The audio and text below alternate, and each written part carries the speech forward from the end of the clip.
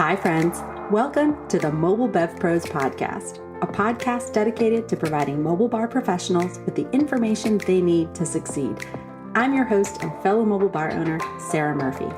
Each episode, I'll be bringing you interviews, knowledge, anecdotes, or opinions with the goal of assisting you in building a profitable, sustainable, and scalable mobile bar business that will support the lifestyle you dream of.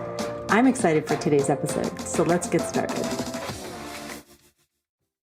Hi, friend. If you tuned in last week, you know that this week is the follow-up episode to the first 46 minutes of my interview with Don Branzuela from HD Liquid Catering. This week, we complete this interview with another 45 minutes of awesomeness. Here we go.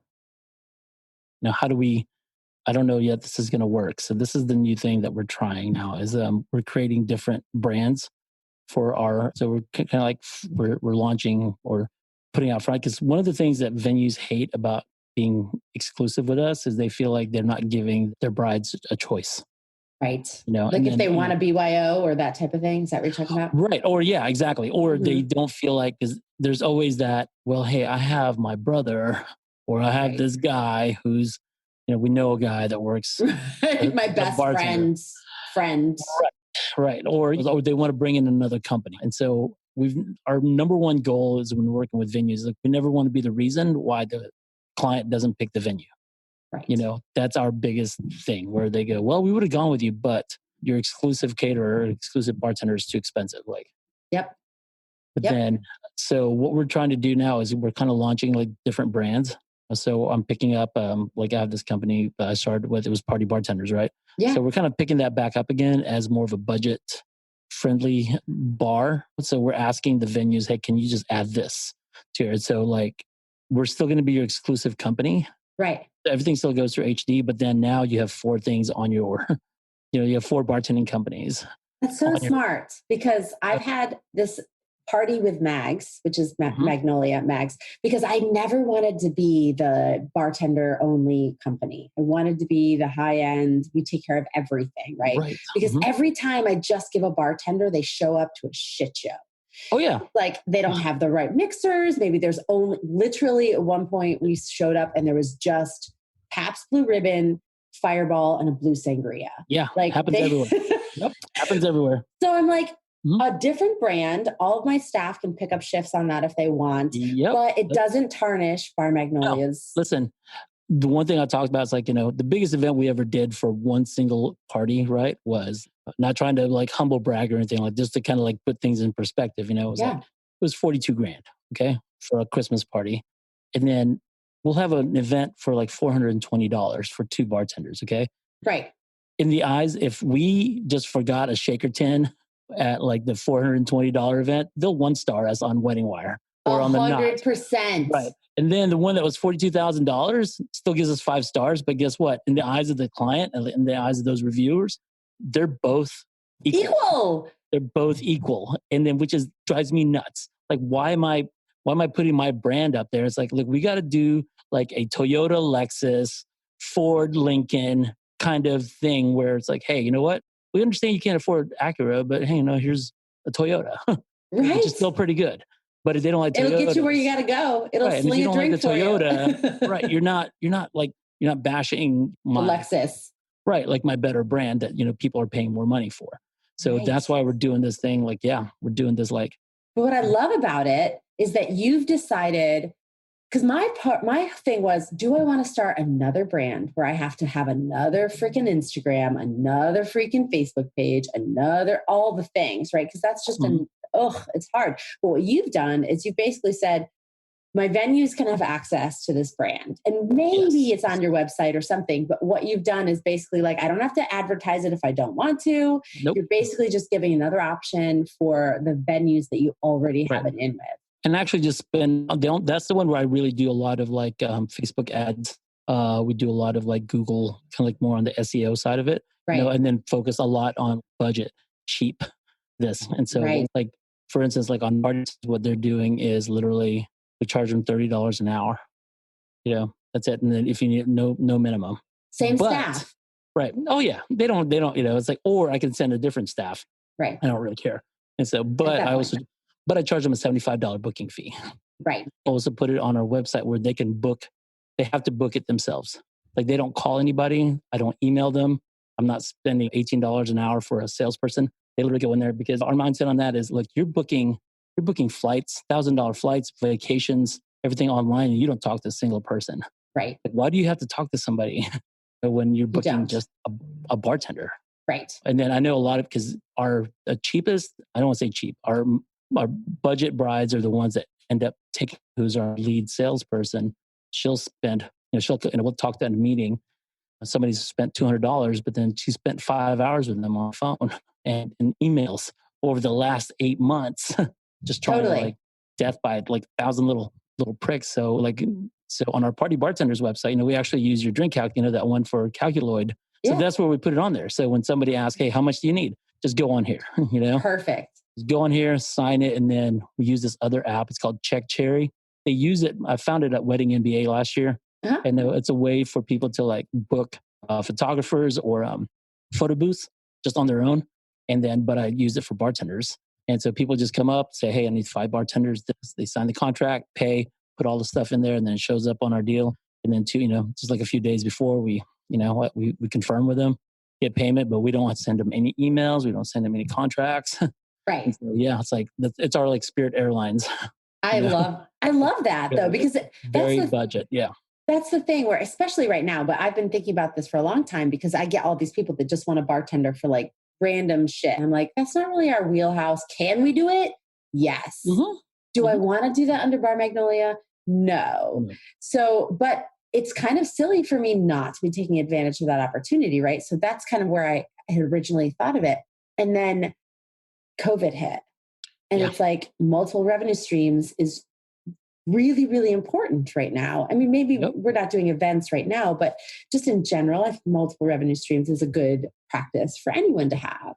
And so why not?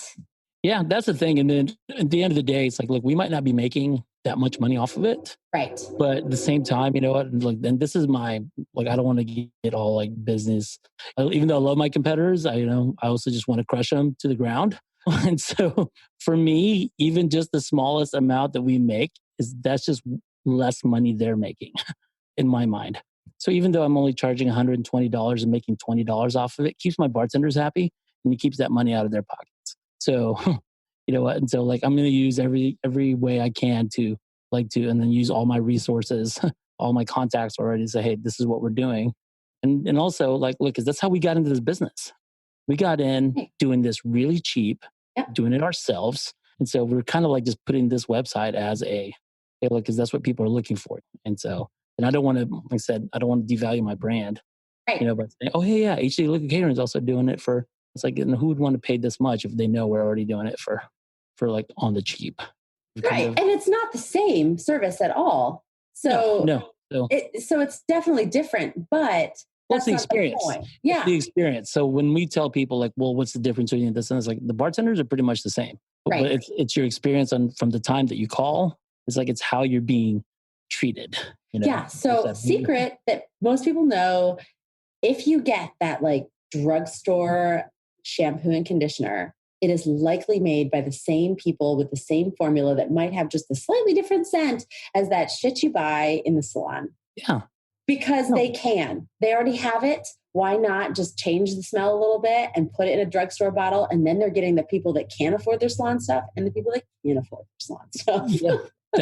That's exactly what, like I said, talking about like Lexus and Toyota, I mean, I've owned both. And then there's some parts that are like, these look exactly the same. It's like, well, they are. Right. Exactly. It's not, it's like, and even like TVs all have the same screen pretty much. And I was like, somebody told me it's just what they pack into it. But, it's not like every single company is making their own like flat screen or whatever. It's like they buy, it's just like iPhone doesn't make their stuff. They just pack it. But when you're buying the iPhone service, you're buying the iPhone experience. Right. You know what I'm saying? That's what you're buying, even though they didn't make any all that stuff. But then they've kind of just made the user experience that much better. So that's what we're charging for. And if you ever look at our reviews, we always tell our clients, look, just look at the reviews. There's nobody in there that talks about, hey, how cheap we were.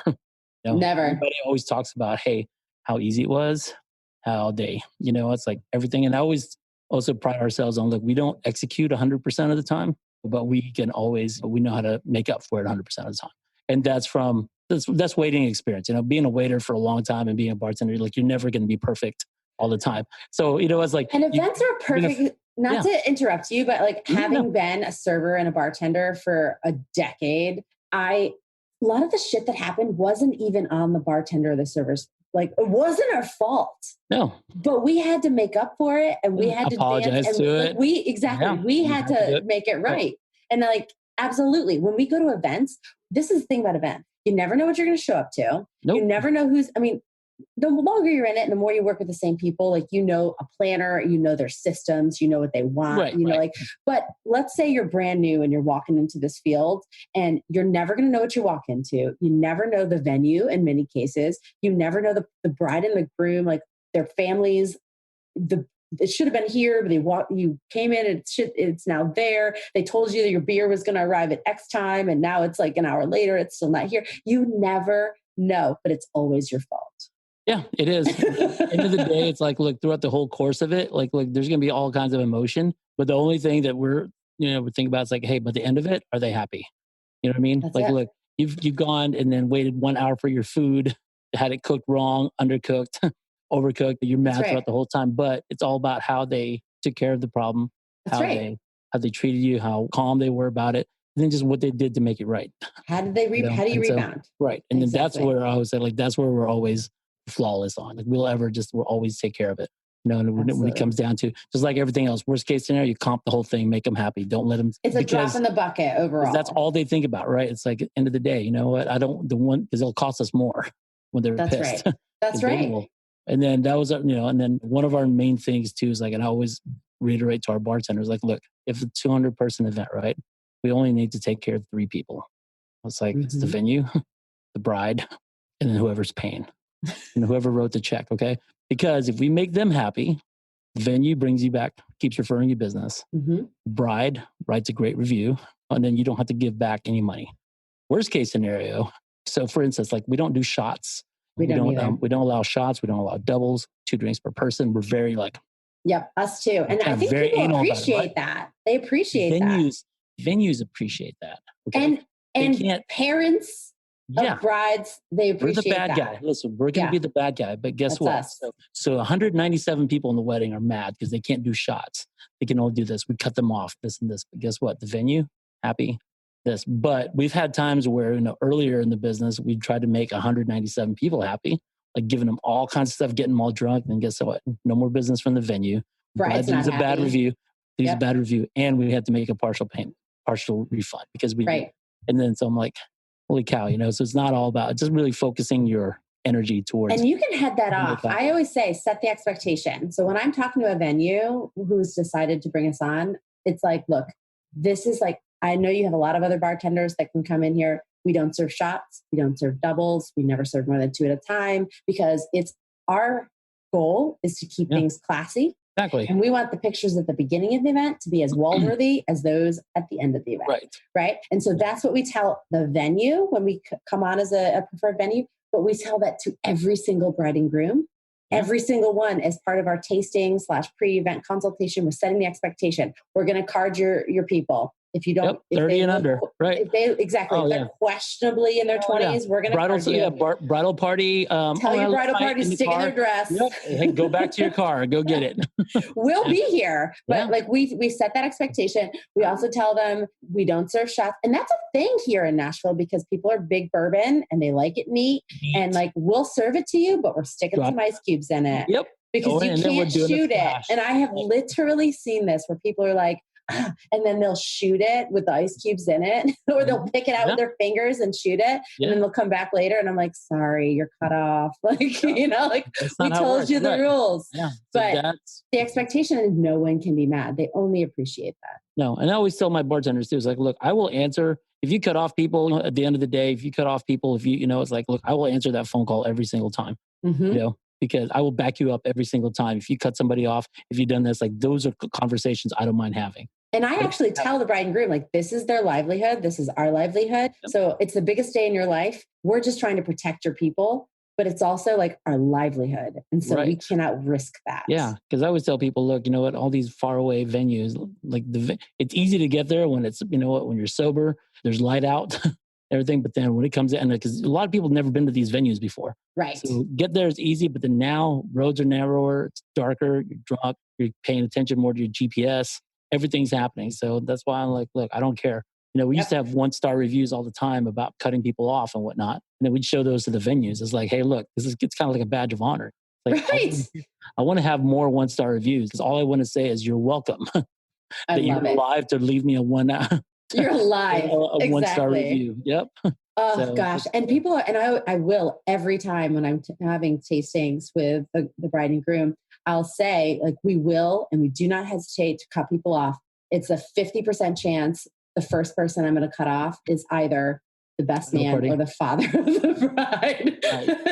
Right. Because it's so true. I can't tell you how many best men I cut off before their speeches because they have just wrecked themselves. No, even like beforehand, like we've been, even with venues, we're very hesitant to sometimes go on to venues that don't have a policy on pre-ceremony. It's like, they're like, oh, they can drink whatever they want. It's like, well, we don't want to be a part of this. Yeah. You know, because you're just putting us at risk. You know, you're trying to make them happy. So I'm just like, look, that's not how it works. You know, First round sometimes. And I'm like, can you go eat a few appetizers and then come back in 45 minutes? Because you clearly have been drinking. Yeah. So that's all. It's so much. But it's important for us to recognize that like what we do is we serve something that incapacitates people. Oh yeah. Yeah. It's not food. You know, it's not like hot dogs or anything. Well, exactly. So people don't understand. Like I said, I don't mind them being all mad after, you Absolutely. know, but at the end of the day, they don't ever really make a big deal out of it. And that comes from confidence, I think. So if this part of the conversation does anything for newbies or people that are just starting out, or maybe people are just like, have confidence in that what you do and the boundaries that you set are beneficial to everyone. Yeah.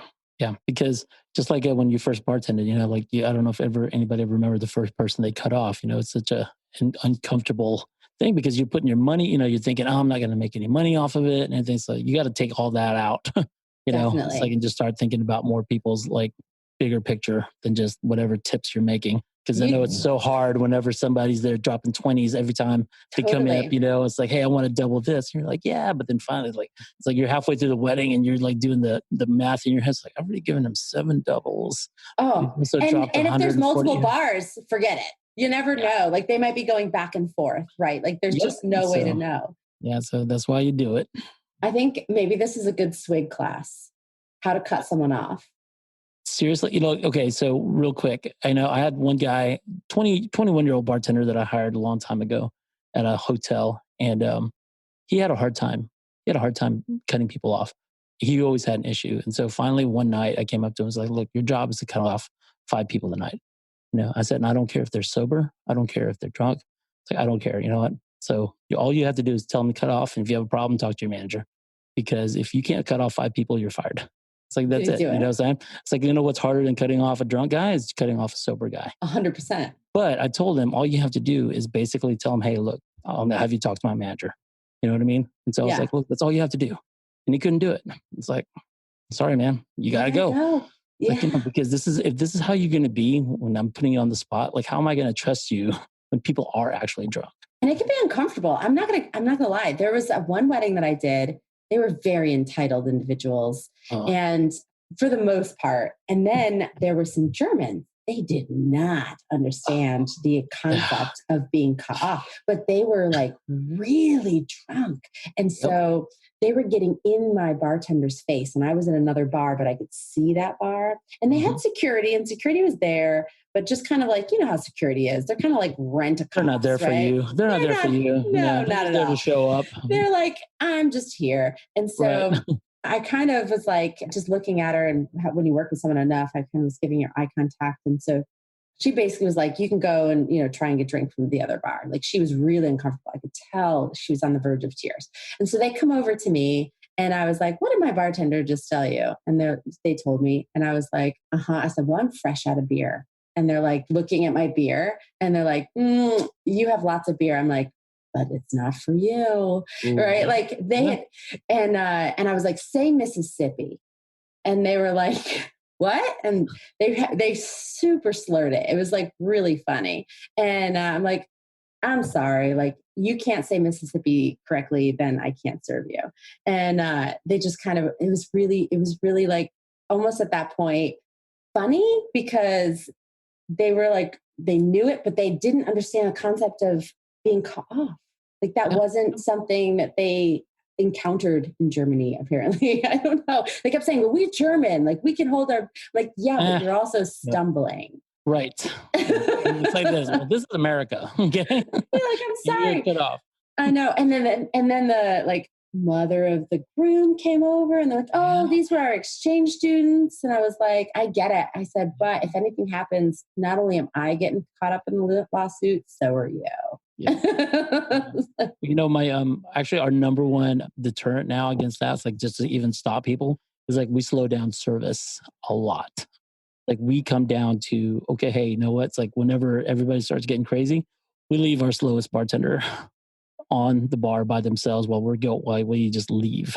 Right. You know? Like we're going to go break down in the back. We're going to go do stuff, whatever. And then, so it's our, you know, way. And then we even tell them, slow it down even more. Like, hey, I was like, without like knowing them, it's like, hey, try to slow it down even more. So then that line gets a little bit longer.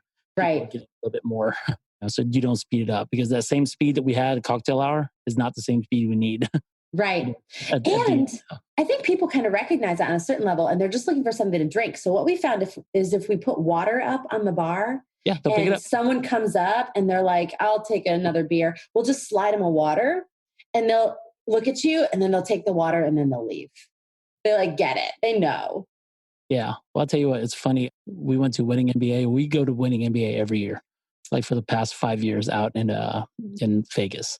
It's like one of the best, like just educational conferences. And it's also really cheap.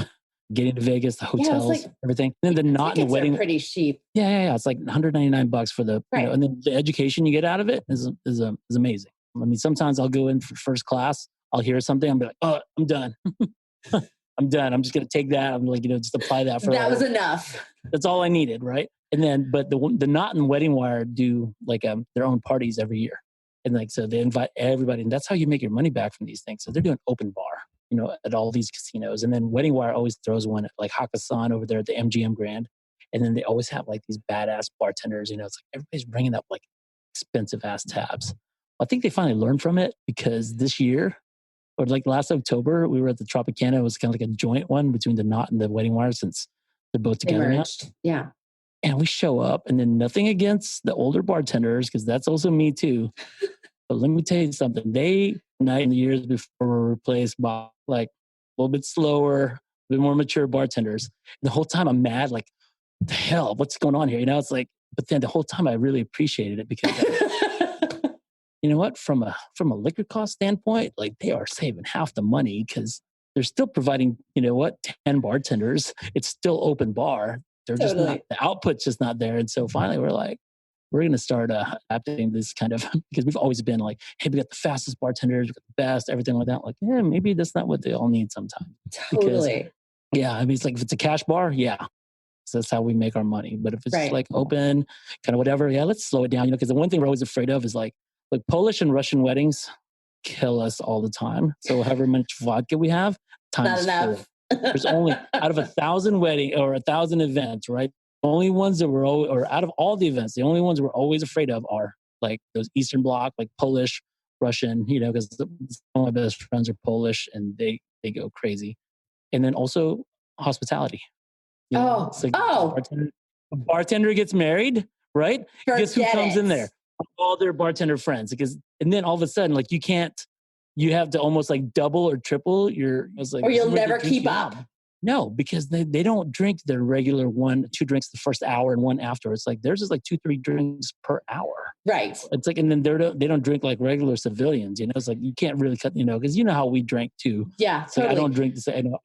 I'm better after like 6 drinks than a normal person. Totally. You know, and my favorite is when people are like, "Oh, we're fine. We're Irish Catholics." I'm like. That's But if somebody does say, they say, "Hey, we're all bartenders," I'm like, okay. That I take into all consideration. Been drinking all day, and you guys are still pretty strict because they know how to hide it. It's not like they're less drunk; They're just better at presenting themselves as not as drunk. Absolutely. Enough and they hold their alcohol. That's what I'm saying. Or they know how to get drinks and they know how to send people. They're not going to be puking. Even if you overserve them, they're not going to be puking in the back. No. It's like back in the day, we've always had this like, hey, who's the best drunk driver out of all of us, Like, that's me. So that was, thank God, thank you, Uber, Oh yeah. The DD is literally the drunk driver.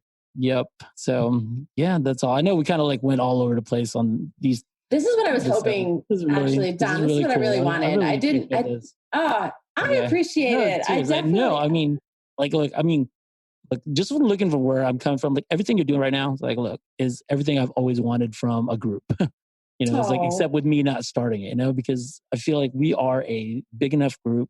We're an important part of the wedding business, but we're also kind of marginalized a little bit because it's like, they're just the bartenders and everything, but nobody really sees like our value in. Can we talk about that for a minute? This is something I've only ever talked about with my coach. And so I feel like this is, we're having a moment here, Don. All right. Which would be the first time. I feel like we had a moment at the fake too. Yeah. But when I show up wearing the t-shirt that I happen to be wearing today, which I haven't worn in months, but I felt like wearing it today, which is for people who are listening, my Bar Magnolia t-shirt. It's, that's the bar lady. And for whatever reason, it just gets very much dismissed that's the bar lady. Right. And I have an Ivy League master's education. I have been senior leadership in tech companies, unicorn startups, right? Like I know my shit, but in this industry, I'm just the bar lady that shows up to these events. And I don't necessarily mind because I've been in service. I've been in hospitality my entire life. And so it doesn't I worked in the Hamptons where people are making $1 billion or hedge fund managers that make multi-billion dollars. And I was just the help, even though I was super smart, like whatever, it didn't matter. I'm the help. So it doesn't necessarily matter to me so much, but we as a portion of this industry of events, not even just weddings, but of events, like we're a big fucking deal. And I don't feel like people give us that status or even understand, but we are. We literally keep yes, DJs are important. I love you, DJs. Sometimes I hate you because you play the same fucking playlist every wedding for 100 weddings a year. But DJs keep the party going. Bartenders keep the party going. We're a big part of events. And so for you, when I walk in and you guys just to dismiss me as just like the bar girl, kind of hurts my feelings a little. But it's almost one of those things where I've just learned to live with it because because at the end of the day, like if you look at a florist, you know what? I mean, their stuff looks hard. Oh, totally. Right? Caterer, and expensive. When they do a styled shoot, they're dropping like $1,000. Whereas you and I are probably dropping a couple $100. We're hot, we're sticky, we're still going to drink anyways. Right. We have leftover stuff. Right, exactly. Caterers, it's like everything always looks difficult from the surface from all these other vendors. And then us, photographers probably feel the same way too, because it just looks like you're just pointing and shooting. But normal people just see what we do. It's like, hey, look, photographers get all the glory. A beer, right? Everybody knows somebody who's a bartender. Or it's like, or hey, they used to do it back in the day. That's right. So they think that it's like, so what you do is just something that anybody can do. Yeah. So that's how they've always just seen it, So they never think about the service. It's just really more about the person doing it. And so I just kind of, I stopped taking really, as long as I know that they're spending money, I don't really care how they treat me. Because sometimes I like to go in just delivering stuff. Like that's my favorite thing now too, just delivering, because it's my way of actually touching with the venue. And at the same time, and then I love being, my whole thing is like sometimes they'll like treat me like kind of like, oh, hey, you know what? Like can't do this. I mean, that's the worst part. Like caterers think like they own the place, and then you're kind of like going through there, and all of a sudden, like I'm kind of here more than you are.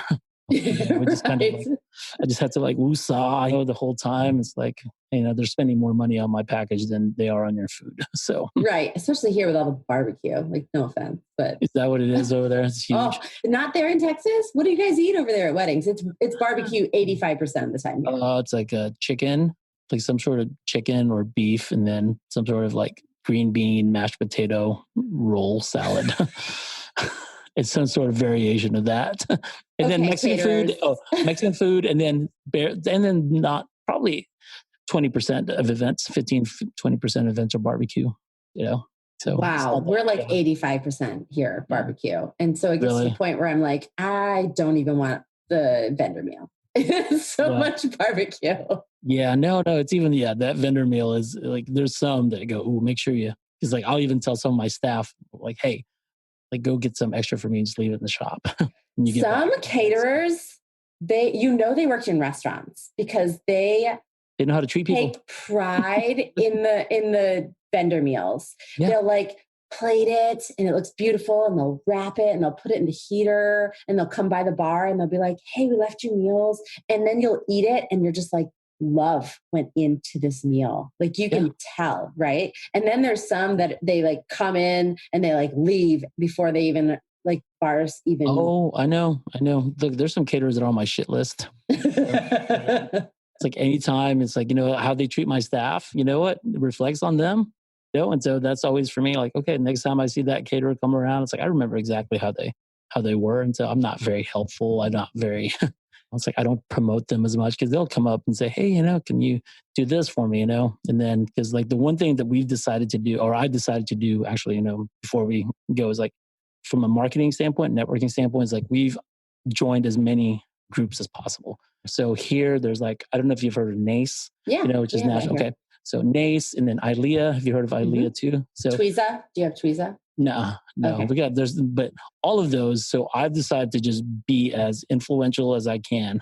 That's like the number one thing. Like, cause we're like I said, we're a marginalized category, right? Yeah. But I don't want to be a marginalized like person. Right. So I want to be like, hey, he's the bartending guy, but he's also the vice president of membership of ILEA. You know what? He's this guy. They're only bartenders, but they run this group, and this group. So you know what? We've kind of built our own respect. Being part of these things. So if you say, because there's this one girl, there's one business here. She does fireworks, right? Yeah. But she's involved in everything. So it's almost like she was if you heard of MPI too, right? Yes. Meeting plan. Yep. So she was president of MPI. Like meeting planners, but she's a vendor. That's you know amazing. What I mean? Yeah. So for me, being on the board of directors for these huge companies, gives me access in a different way than I would as just a member. Right. So getting involved in all, joining committees, everything, like I said, that takes up a lot of time. But then all of a sudden, people don't just see what you're doing; people see you. Right. And from there, then it's easier to walk in like at bigger events because people know who you are and who you represent. And so that's kind of why when people ask, hey, is that worth it? It's like, you know what? Yeah, it is.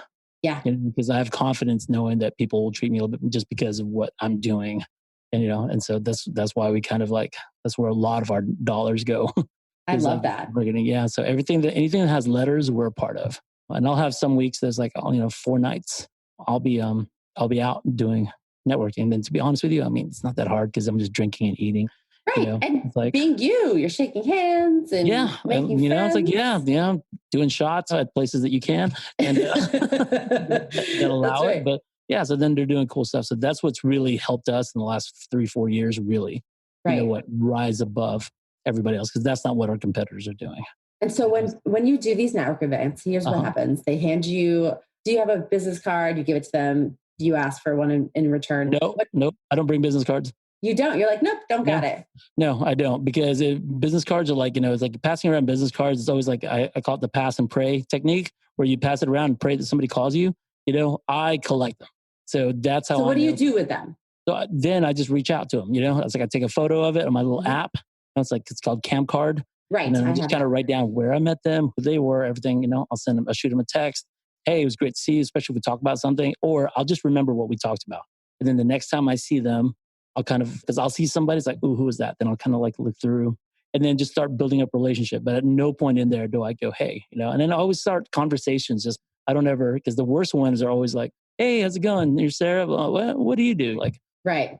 No, I hate that. It's like, it's just the small talk. Oh, really kills me. It's really hot here. Well, yeah, we're in Nashville. It's always hot. So it's always so I try to get to weird or really personal as fast as possible. Oh my gosh. What's your favorite networking pickup line? You know what? Mine's actually, it's really simple. It's always like, hey, what's your story? Oh, I love that. And then everybody's like, well, what do you mean? I was like, how did we get here? What series of events in your life that led you to this moment right here in front of me? I don't care what happened in middle school. So tell me something. You know what I mean? Sometimes you have to sit there for a while. Because something happened there that nudged your life to end up here. You know what I mean? And so somebody will just be like, well, I did. And it's like, I don't care. Tell me something. And I don't care where you work. Right. It's like, that's not who you are. I didn't ask you what you do. Right. It's like, it's like, I ask you, what, like, what's your story? I want to know who you are, and then people are going to really appreciate that too. And I was like, and I find people that are like standing by themselves, because I've been that guy. Like 4 years ago, I was in a corner. Somebody went and grabbed me and said, you are going to come over here. And it was like, hey, have you met Don? It's like, they were kind of like my little, my training wheels. And then finally, until I was off doing my own. So now I feel like I have to do the same thing for everybody, because I wouldn't be here where I am if. So like whether podcasting or, like just talking to people or anything like that, like, cause you never know. Right. Today. So have you heard of this company out in Arizona? It's called Pour Masters. Do you follow it, or have you ever heard of them? I have heard of them. Yes. Okay. So I haven't even talked to this guy. So the guy's name that owns it, his name's Dave Foreman. Okay. Uh-huh. I called him out of the blue 20 years ago. I just saw him on like AOL or whatever. 20 years ago. It was better than the Yellow Pages. Okay. But it was similar. You chatted him. I just found him. I was like, hey, my name's Don. And then somehow, you know what? He just talked to me for like 4 hours. Just talk about stuff, everything. And then I see him on, like, I follow him on LinkedIn, I follow him everywhere, right? I just see him. It's like, I still want to like call him. And it's like, I don't know when that conversation would go. It'd just be like, hey man, I know you don't remember me. He might. It was 4 hours. We had this conversation 20 years ago, but that conversation led me to what we're doing now. And I'll never forget that.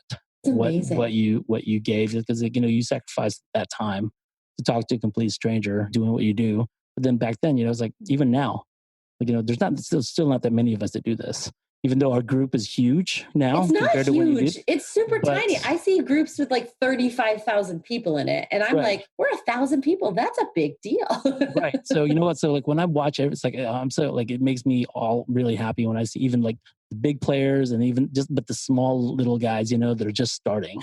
Yeah. I can still see it. I can still every single one that they do. And I'm like, I don't know where I'd be or I don't know how much faster we would grow if we had this resource. Because everything we did was like, I had to make it up. Oh, totally. Every single system I've done.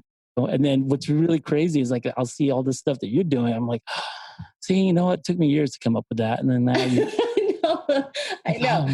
Look, that's awesome. I mean, even me, I literally have spent over 15 years in the restaurant and hospitality industry. I've done events, and I started this business, and I'm like, where do I go for help with this? And which is why the whole group started, just because I'm like, this is kind of niche. Like, caterers don't really do what we do. They have bartenders, sure, but they don't do what we do. And so like, what's out there? And the answer was nothing. There was nothing. And so the only option there was like, well, we talk to other people that are doing what we do. And that's how the group kind of formed. And you're an OG and one of the founders. Seriously, keep at it, because like, I know you're going to, you feel like you're what you're doing out there is what this guy did for me. You know what I mean? It's like, you just won't know it. You just won't see it. And then to tell you the truth, like, you inspire me. Like somebody as long as I've been doing this, watching you. No, I'm serious, because you know why? Because you take this seriously. You know what I'm saying? This isn't a hobby for you. This is your business. This is your life. This is your passion. Absolutely. It's like you see it. So it's not just something you do. No. Like, this is who you are. Not just like Bar Magnolia is. Bar Magnolia is just what you do. You know what I'm saying? It's like business is who you are. So that's what I'm saying. Like, when somebody says, what do you do? It's like, just business, man. I mean, business thing is like my favorite thing. Business thing is 100% what I'm going to change my LinkedIn right now. My business. That's what I do. Like, I don't even know. It's like, because I feel like we've kind of grown, and I feel like everybody will learn that. They keep at it. They'll start realizing, they can separate themselves from their business and their actual, like, who they, because once you apply everything you've learned from this, then you can apply it to anything. And that's how it's easy to kind of like spread out and do stuff, because all of a sudden it's like, really, like I said, it's systems. It's how you do things is what you learn throughout this whole thing. It's not the bartending. It has nothing to do with trailers. It has nothing to do with any of that. It's like, that just helps you along. Speaking of spreading out, are you going to venture into new cities? We already did. Like, we did Austin like last year, and then COVID, obviously. Yes. And that was a really like a ball buster right there. Excuse my language, but You know, we lost 100%. like, South by Southwest was like we spent years, getting into that market. And so finally like, hey, South by, and then we had probably 7 clients, right? And the thing with South by is like, they are not just 7 clients they're doing multiple days. Right. So we had ones like, hey, I need one for 300 people, right? Okay, cool. But for 6 days, full bar. Like, right. Okay. So that's like, except you're just in one spot. Right. You don't have to move. You don't have to schlep things. It's all there. Right. We were just going to get a big ass truck, park it there, and then just lock it up. And at the end of the night, put everything up, put it back in. That was going to be, I don't want to say easy money, but it was going to be good money. And then like a week, just the Friday before, this is when they shut it down. So that was so heartbreaking. But so we had to shut everything down, but it's starting to come back up again. But we do want to try different cities. Yeah. And different states. Different states. I got some ideas for that too. Yeah. Because I just don't know. Because here's the thing, this, like listening to everybody's post or reading it, every damn liquor laws are so freaking. It's like me here in Texas. Like I wish I could give more advice, on how we do it. But then as soon as I talk to somebody in California, or even for you. That's right. I can't talk about how they do it. Right. My first question when they're asking me, I'm like, have you talked to your ABC? And they're usually like, no. I'm like, start there. And then when you talk to them, they probably don't know what you're doing. Right. Because like for me, I was telling it's called the TABC here. Right. Here too. 19 years ago, when they told me, oh, hey, this is what I'm doing. And then at some point in there, that guy was like, well, that's bootlegging and that's illegal. Who like, I'm just taking beer to you know what I mean? So that's when we've had to decide like, okay, these guys don't know anything. Vocabulary is very important. If you don't fit in their box, they don't know what to do with you. So if you're not a bar. Exactly. And then even now, Sarah, they don't. Nobody knows so now we just it's just so ask for forgiveness than permission, because the answer is always no for them. And find a good lawyer. That's what we did. Oh, that's what we did too. We have our TABC guy. Yes, that's the one that we spend. There's at least in every city. It's a worthwhile investment. There's at least one lawyer who's dedicated themselves to knowing their liquor laws in that city. If you're in Nashville, his name is Will Cheek. Like he is the go-to guy, and go to them. Literally, they have it in with your local ABC board. Like you can talk to them, and they will it's worth the investment. That way, some of them used to work there. That was the thing. Exactly. Our lawyer used to work there for years. Like we had one time, like they just came in randomly at our shop just to do an inspection. Somebody called competitors, call in. Right, of course. To do that. And so as soon as he came in, like normally that would have been like a heart attack moment. But then afterwards we're like, oh, hey, well, do you have any questions here? Here's my lawyer. Then he looks at the cards like, oh, I had a desk with him for like 4 years. And good. And you already know how this is going to go. Right. It's worth the investment. And I know that a lot of newbies, they don't want to call the ABC because they don't want to like stir up and they don't want to hire a lawyer because it's expensive. Like I get it. Just if you're serious about this, do it. Like if you're going to drop $20,000 on your trailer already, then drop another $2,000 on your and then get one obviously on retainer. You know what? Pay them the $1,500, $2,000 up front. Because you're going to realize like, okay, this is instead of trying to figure out yourself, trying to ask other people, like, for us, it's always like, hey, can I do this? Is this illegal? Right. Yeah. And then finally, how do I do it right? Right. Because if you ask me, I'm going to tell you a general, like this is generally how it goes. I'm not going to tell you specifics. And I'm going to tell you to call your ABC. I'm going to give you a little bit of language you can use so that they know what box to put you in. But even then, you never know who you're going to get on the phone and whether or not they're going to give you good advice. Hire a lawyer. Yeah. But then also out there, everybody, and then this might sound like bad advice, just like everything else, like don't wait too much. Like I said, don't ask for permission too much. Just go out there and do it. And especially for us, like, look, we operated under the radar for so long until we actually got our license. But had we not, we wouldn't be here now. So it was a lot. It sounds like terrible advice. Yeah. I mean, seriously, just do it. You know what I'm saying? Like try to do it as lawfully as possible, but at the same time, just do it because, like for us, like how could the TABC, like for us, we came to this conclusion that, look, if we're not even on their radar, we don't have a license. Let's just do something. Let's just take care of our client. Let's do what they want. But at the same time, let's not be blatant about it. Right. And then let's find other solutions to make it look like we're doing it right. Everything. This is terrible advice, and whoever's listening, don't ever implement a word that Don is but don't wait around. It's like go out there. Don't, like I said, don't do things illegally, but at the same time, like don't be afraid to try things. Totally. And because that's the only way you learn. And so that's awful. It was absolutely the worst advice that anyone could give, but at the same time, it's real. It's this is a firsthand experience, firsthand account. It is. So. I know. It's like it's really like whatever risk that you're willing to take. It's all about what you're willing to to take on. Don't be like, oh, what'd you do this? Well, this guy in Texas told us that. Yeah, exactly. No, I didn't. At the same time, you know what? Like, look, there's black and white, there's right and wrong, and then everything else is in between. So there's a whole lot of gray in the world, for sure. So much gray, especially in this business and what we do, because there's that standpoint of like, for me, like, hey, it's legal. The client buys it. Okay. Yep. And so like, then from there, like we just kind of like base it off that. Then like, how do we make it work to where it looks like the client's buying it? Not anymore though. No. What do you mean? Well, now you have a liquor license. Oh now, yeah. Like, well, you don't have to do what? that anymore. Yeah, actually, we still do.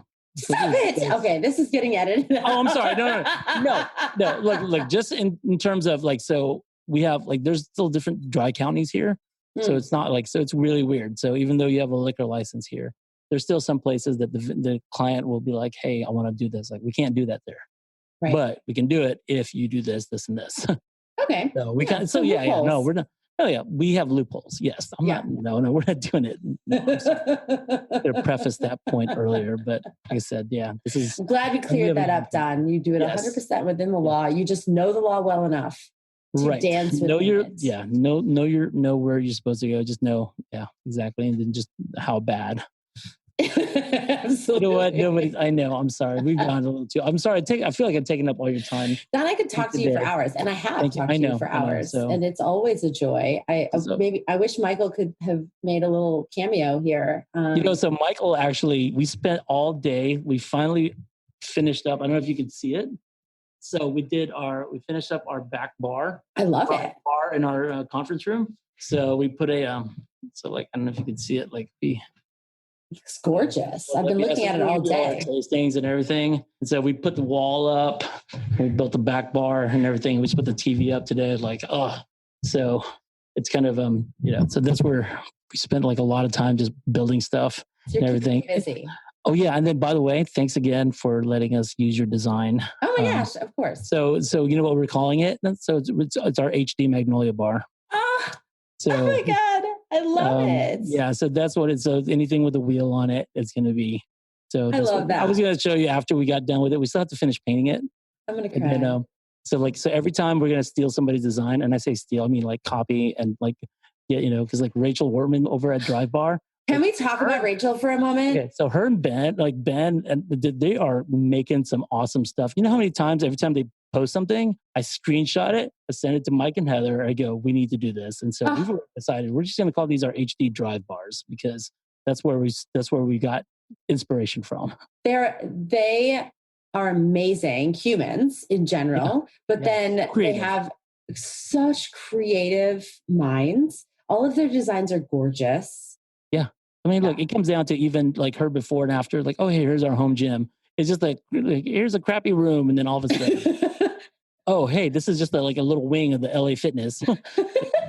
I think they're actually charging memberships at their home gym. Right. People come over there to hang out. And then from her bar, it's like they have a 3D printer because I've talked to her. It's like, so they do a lot of their stuff. And then even the little camera shot that she did of her office. And we just look at it. We're like, oh, we hate her. It's just because we can't do, but it's like, we can't do it. It's just amazing. Like she's everything that we wish we could be creatively. And now she's like a planner. And I'm like, if I ever have an event, I'm going to hire her. So seriously, shout out Rachel Drive Bar out in Omaha, Nebraska. At the Drive Bar on Instagram. So they're really cool. So this has nothing to do with me. That's what... This is so we just talked about everybody. The community, and then because our community is seriously so creative and so good. Like that's the only thing. Like every time I watch something, like builds it from the stuff that Tassie's doing, like the latest one that she did, and then and then just all the stuff that people are doing. I'm like, I can't come up with it. Like my trailer bars and my Volkswagen is like the thing that's lacking the most. But I can't. What's beautiful about the community is one, like we all have our strengths, and like what you have to offer your business and the community is totally different than what I'm offering, what Rachel's offering. We all have but together we're so much stronger, right? Like, oh yeah. I just wish I could have I need to learn that. And just like with Matt, I need to get him to batch. Like I need to be better. Like I need to. Look, you will never be Matt. I will never be Matt. Nobody will ever be Matt. Okay. I'm just like sitting there. I still think about all this. Like, how does this guy know all this crap? Like I have there's no room in my brain. No, me neither. That he knows. It's like, that's why we need a Matt. We need a Matt so that we can have access to this information without actually housing it in our brain. I was like, if I could have everybody here all at once, like we would just totally dominate everything if we were all in the same city. Oh my gosh. That'd be I would just like, should we be Google and just pick a city? Should we just all like pick a city and then just like Google it? Like not online, but like take it over. You remember Google actually named a city after themselves or something? Yeah. Or we just, we should all just start one big company and then we all just like put all our efforts into Dallas, Nashville, and then and then Ohio. Just kind of, and then grow. Yeah. In Ohio. Yeah. And then grow it like that. Yeah. So we all three of us will watch out, world. I know, right? This is how little seeds get formed. And then next thing you know, like, oh yeah, we talked about this a few years ago. Like, yeah, seed look at it now. Planted. It has. But anyway, I feel like I've really taken up most of the time. This will be officially the longest. I'm so sorry. No, do not apologize. Oh my God. This may be the most valuable listen to podcast that we have ever done. I don't. No, I don't. I don't doubt it at all. But don't try to transcribe this. Don't pay for the transcription on a Buzzsprout on this because it'll come out like it'll be $1,500. No, actually, now I have a VA, and her name is Nicole. She's lovely, and from where? She's in California, I think. Oh gosh, okay. She's fairly new, but she's one of the members of MVP. Oh, nice. Okay. Yeah, and she's amazing, and she's doing the transcriptions for the podcast now. So shout out to Nicole for that. That's and awesome. She'll learn a ton while listening. So Jesus, this is gonna be long. You might have to just use the one that, like I said, that Buzzsprout gives on this one because like that one I really love because I take all of my podcasts and then I make blogs out of them. Yeah, absolutely, and that's obviously the ultimate plan because there's so much value here. Like, yeah, I could write up a blog post with the information, but why not just use the transcript? It's much better. Yeah, podcasting, listen, you almost have to break this up into two. Oh my gosh, that's a great idea. Just doing like, hey, the first hour, like part one, and then part two, so people can digest it, because we always talk about whenever we have big things like, hey, how do you eat an elephant? It's like one bite at a time. One bite at a time. I love it. So anyway, Don, thank you, Sarah. I appreciate it. Thank you so much for your time. I can't wait to meet you or see you again in person. Yes. It's always such a joy. Listen, you tell me, okay? You tell me when it's going to be, whatever, and then we've met once, but I feel like we've known each other. You were so super stressed and super. Well, not really, not as stressed, but you had so much on your plate. But you actually totally. You were very like duck, like on the surface, it's like you're smooth up on the outside. But I've been in the hospitality industry forever and fucking day, right? Like, how to wear that shit. So I just shifted, like, I don't know what I did. I just realized like my positioning on the screen was totally different. So hopefully it wasn't all that crazy, but. Well, the video of this is definitely going live for sure. I'm going to put it on the YouTube channel that I don't even have, but eventually, because it's golden. People can see my guest bed that I've literally it's over here that I've not done anything with. Well, that's the only reason why I built this is like, because we've been having so many people asking us to do like Zoom calls and like, hey, mixology classes. And I'm like, okay, I can't make it. You got to have a bar back for sure. Got to make it look good instead of it's like, this is what we do. That's right. So today everybody's like, "Oh, that's nice." It's like, "Oh, this, it's nothing." It's been for a while. This is how we roll. It was cool. I made a margarita class, and it was just like, "Oh, let me grab this. Let me grab this." And then I was like, yeah, everybody come over, hang out. So I love it. Well, someday I'm going to come over and hang out. Maybe I'll bring you. Should, and we can all have drinks. Absolutely. Hey, it's only a 10-hour drive too. That's it. I've done it. Yeah, we'll do it. Not too bad. Hey, thank you so much, Don. Thank you so much. Have a good night. And then hopefully one person will listen to this. Actually, you see the one download, that'll be me. Okay. So you'll know. No, literally. I have people all the time. They're like, hey, I'm listening to you right now on the phone or on the podcast. I'm like, oh, are you? That's awesome. Yeah. You'll get some listens done. Break it up. So thank you so much. Hey, be cool. Be safe out there. And then absolutely. We'll talk soon. And if you ever need anything, let me know. Okay. You know it. And that wraps up today's episode. I hope it was valuable. I would love to hear from you what you thought. You can drop me a line at hello@mobilebevpros.com or find me on Instagram at mobilebevpros. If you're looking for more valuable mobile bar related content, we have a website full of it. You can find us at www.mobilebevpros.com. And I'd love to see you in our Facebook community, also by the name of, you guessed it, Mobile Bev Pros. Thank you for joining me today. And until next time, cheers.